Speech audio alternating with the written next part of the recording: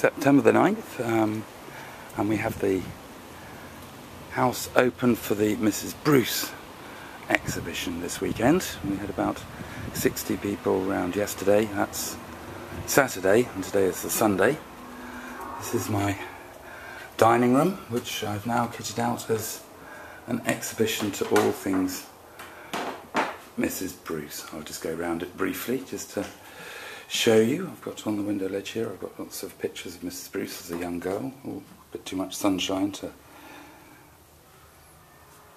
see very much there, I think. And then here we get on to her motoring feats. That's the Coupe de Dame, the winner of the Monte Carlo Rally. That's the Hampshire Rally in 1928 that she won. There's a big advertising poster that AC prepared. She was driving an AC car at the time. There's a silver tray, and you can see me in the background. Not very clever. The silver tray was presented to her by W.O. Bentley in 1929 when she raced one of his cars around a track in France and got the 24-hour endurance record. She covered the most number of miles that have ever been covered in 24 hours by either sex. There's a picture of her car being refuelled, various other documents and menus for celebratory lunches and things after that.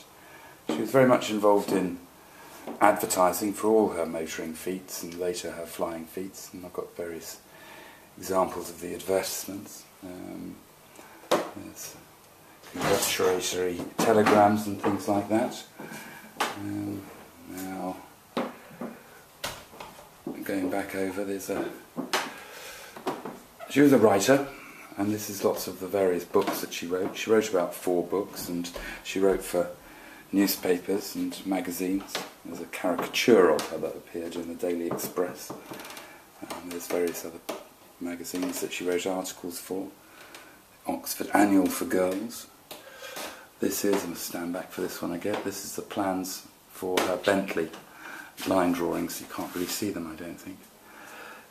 Coming around here, this is a newspaper advertisement from Surrey Comet to the Lapland by car. You see, she drove up the furthest north that had ever been driven in August 1927, right up into above the Arctic Circle, where she planted the Union Jack.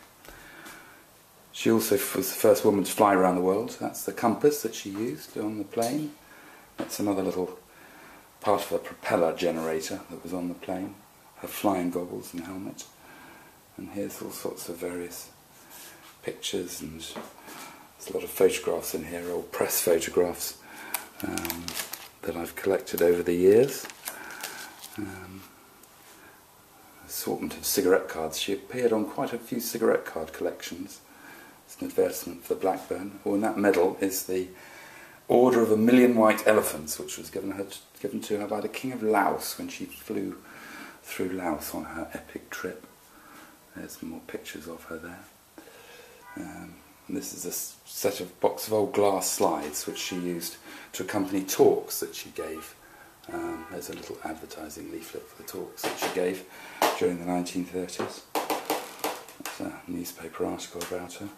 Powerboats. She got the cross-channel powerboat record about that time as well. The fastest crossing of the English Channel between Dover and Calais. There she is, just about to embark on it.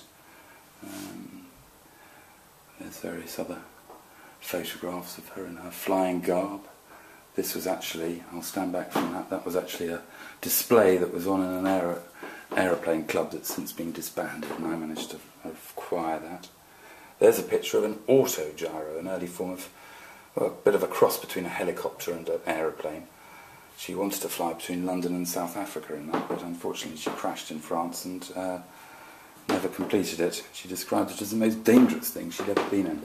She was involved in pioneer air-to-air refuelling back in, I think, 1932.